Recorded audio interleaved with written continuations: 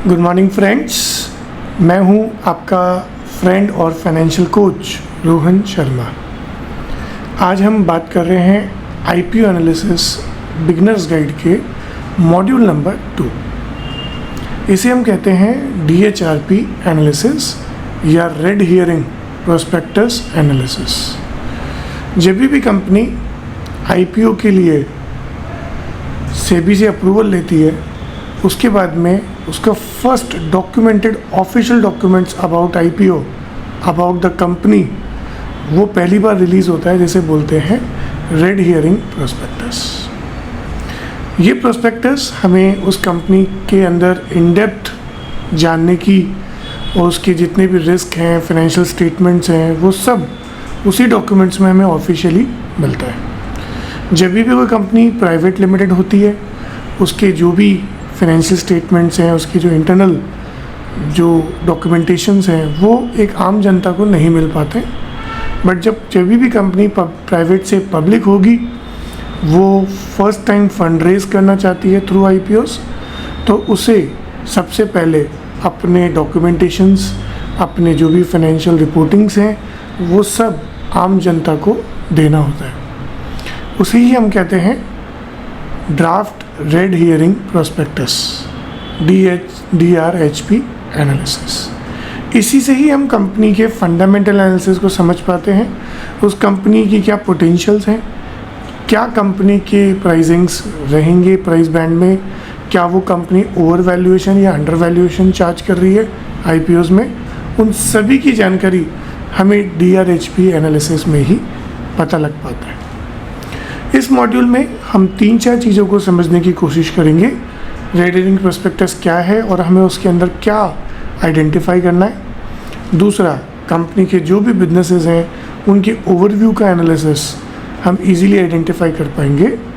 तीसरा, जो भी रेड फ्लैग्स हैं या रिस्क फैक्टर्स हैं कंपनी के फाइनेंशियल्स में या उसके प्रोसेस में, उसको भी आइडेंटिफाई करेंगे। और फाइनली, ये कंपनी इस आईपीओ के जरिए जो पैसा रेज कर रही है, उसका मेजर ऑब्जेक्टिव या मेजर पर्पस क्या है, हम उसको भी आइडेंटिफाई कर पाएंगे। सो ये पूरा मॉड्यूल बहुत ही इंटरेस्टिंग है। ये पहला स्टेप है कंपनी को एनालिसिस करने का बिफोर आईपीओ एप्लीकेशंस। सो चलिए आगे भी बढ़ते हैं और हर एक पॉइंट को बहुत डिटेल में समझने की कोशिश करते हैं। सो जल्द से जल्द समझते हैं red herring prospectus in a very simple language. देखिए, रेड हियरिंग प्रोस्पेक्टस जो है वो एक ड्राफ्ट ऑफ अ डॉक्यूमेंट है जो सेबी के पास फाइल किया गया है बिफोर एन आईपीओ, और इसके अंदर सारी वो की डिटेल्स होती है कंपनी की और अबाउट द ऑफर। ये पहला फाइनेंशियल या पहला ऑफिशियल लुक है उस कंपनी के बारे में। उससे पहले आम जनता को या इन्वेस्टर्स को उस कंपनी के बारे में कोई जानकारी नहीं होती। ये हमें हेल्प करता है टू इवैल्यूएट कंपनी के वैल्यूएशंस, कंपनी के फाइनेंशियल्स और कंपनी के रिस्क फैक्टर्स के बारे में। ये draft of a document final नहीं होता। सेबी सारी ऑडिट्स करने के बाद में इसको चेक करती है और उसके बाद फाइनल प्रोस्पेक्टस आपको मिलेगा। फाइनल प्रोस्पेक्टस आईपीओ इशू होने से, ओपन होने से पहले ही आप सभी को मिल जाता है। फाइनल प्रोस्पेक्टस ही फाइनल है, उससे पहले से भी उसमें कोई भी चेंजेस कर सकती है। सो फाइनल प्रोस्पेक्टस भी हमें देखना चाहिए, बट उससे पहले अगर हम रेड हियरिंग प्रोस्पेक्टस को भी देखना चाह रहे हैं तो वो भी हम स्टडी कर सकते हैं।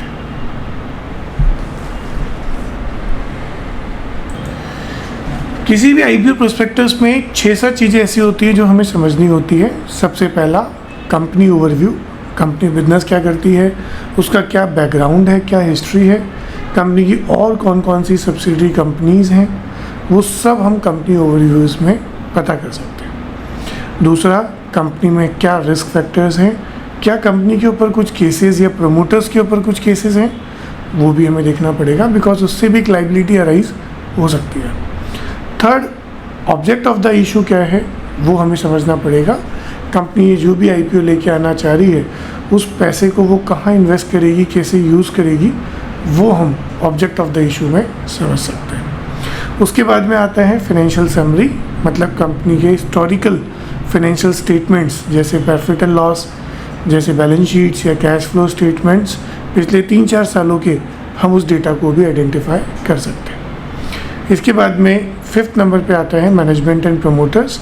सारे मैनेजमेंट और प्रमोटर्स का बैक हिस्ट्री, उसका लिटिगेशन हिस्ट्री, वो सब हम आइडेंटिफाई कर सकते हैं। उसके बाद में लास्ट में आता है इंडस्ट्री एनालिसिस। इंडस्ट्री एनालिसिस का मतलब है ये कंपनी जो भी जिस भी इंडस्ट्री को बिलोंग करती है, उस इंडस्ट्री की खुद की ग्रोथ क्या है, उसमें मार्केट शेयर कितना है इस कंपनी का, और जो और डिफरेंट जो एनालिसिस हैं उस इंडस्ट्री के अंदर, वो भी हम जानने की कोशिश करेंगे। एक प्रोस्पेक्टस में ये सारी इम्पोर्टेंट जानकारियाँ आपको देखने को मिलेगी। आप सेबी की वेबसाइट पे जाके ये रेड हेरिंग प्रोस्पेक्टस डाउनलोड कर सकते हैं और इसका पूरा जानकारी, पूरा जो डॉक्यूमेंटेशन है, 300 से 400 पन्ने का जो पूरा डॉक्यूमेंटेशन है, ये आप डाउनलोड करके इजीली एनालिसिस कर सकते हैं। चलिए फ्रेंड्स, अब हम जानने की कोशिश करते हैं ऑब्जेक्ट या purpose of IPO proceeds. Company IPO इसलिए लाती है क्योंकि उसको कैपिटल रेज करना है, बिजनेस को ग्रो करना है, एक्सपेंशन करना है। बट आईपीओ प्रोसीड्स सिर्फ ग्रोथ के लिए नहीं होता, और भी बहुत सारे कारण हैं, बहुत सारे रीजंस हो सकते हैं आईपीओस इशू करने के। हम ये जानना चाहते हैं कि आईपीओ का मेन पर्पस क्या है। आईपीओ का नहीं, बट आईपीओ का जो पैसा आ रहा है उसका मेन पर्पस क्या है। आईपीओ प्रोसीड्स में 5 ऐसे तरीके हैं जिसके अंदर आईपीओ प्रोसीड्स यूज़ हो सकती है। 5 ऐसे कारण हैं जिसके अंदर हम आईपीओ प्रोसीड्स को यूज़ कर सकते हैं। पहला, कंपनी बिजनेस एक्सपेंशन के लिए, अपने ग्रोथ को बढ़ाने के लिए, मान लीजिए कंपनी की अभी 50 ब्रांचेज़ हैं, कंपनी वो 100 ब्रांचेस पे लेके जाना चाहती है उस बिज़नेस को, तो वो बिज़नेस एक्सपेंशन के लिए वो पैसा मांग रही है। कंपनी का ऑलरेडी एक प्लांट था, अब वो एक और मैन्युफैक्चरिंग प्लांट लाना चाहती है, वो भी हो सकता है। उसके लिए भी कंपनी जो है वो फंड रेज कर सकती है। दूसरा, कंपनी के ऑलरेडी कुछ लोन्स चल रहे हैं, कुछ वर्किंग कैपिटल रिक्वायरमेंट्स हैं। कंपनी, मान लीजिए आईटी कंपनी है, उसमें कंपनी के पास अभी 500 एम्प्लॉइज़ हैं, अब वो और 500 एम्प्लॉइज़ चाहती है, उन सबको सैलरीज देनी पड़ेगी, उन सब के लिए स्पेस अरेंज करनी पड़ेगी। वो वर्किंग कैपिटल जो रिक्वायरमेंट है, जो short term to medium term जो फंड रिक्वायरमेंट है, उसको फुलफ़िल करने के लिए भी कंपनी आईपीओ लेके आ सकती है। उसके बाद में तीसरा आता है, कंपनी के ऑलरेडी लॉन्ग टर्म लोन्स चल रहे हैं, वो उन लोन्स को रिड्यूस करना चाहती है, जिससे कंपनी को जो इंटरेस्ट पे आउट हो रहा है, जो रेगुलर जो ईएमआईज़ पे आउट हो रही है, वो नहीं देनी पड़ेगी, तो कंपनी उस पैसे को और ग्रोथ के पॉइंट ऑफ व्यू से यूटिलाइज कर सकती है। रिड्यूस करना, लोन को कम करना, फाइनेंशियल बर्डन को कम करना, उसके लिए भी आईपीओस लाए जा सकते हैं। इसके अलावा कोई आर&डी, कोई टेक्नोलॉजी, कोई स्ट्रेटेजिक इन्वेस्टमेंट्स, कोई अपॉर्चुनिटी ऑफ एक्विजिशन, उन सारे पर्पस के लिए भी कंपनी आईपीओ लेके आ सकती है। और लास्ट, जनरल कॉर्पोरेट पर्पस के लिए भी आईपीओस लेके आए जा सकते हैं। जनरल कॉर्पोरेट पर्पस में जनरली इस आईपीओ को लाने के जो खर्चे हैं, जो मर्चेंट बैंकर को पैसा देना है, जो इन्वेस्टर लॉबी में अपनी पकड़ बनानी है, जो ब्रांडिंग और प्रमोशन के लिए जो खर्चा करना है, वो सब जनरल कॉर्पोरेट पर्पस में आता है। ये 5 ऐसे तरीके हैं जो कि आईपीओ प्रोसीड्स में यूज़ हो सकते हैं। दोस्तों, जो भी हम आईपीओ प्रोसीड्स यूज़ कर रहे हैं, उसमें आपको ये चेक करना पड़ेगा कि वो आईपीओ प्रोसीड्स कहाँ जा रहे हैं।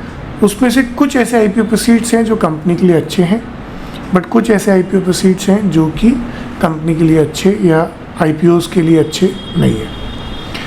सबसे पहले हम ग्रीन टिक्स को आइडेंटिफाई करने की कोशिश करते हैं।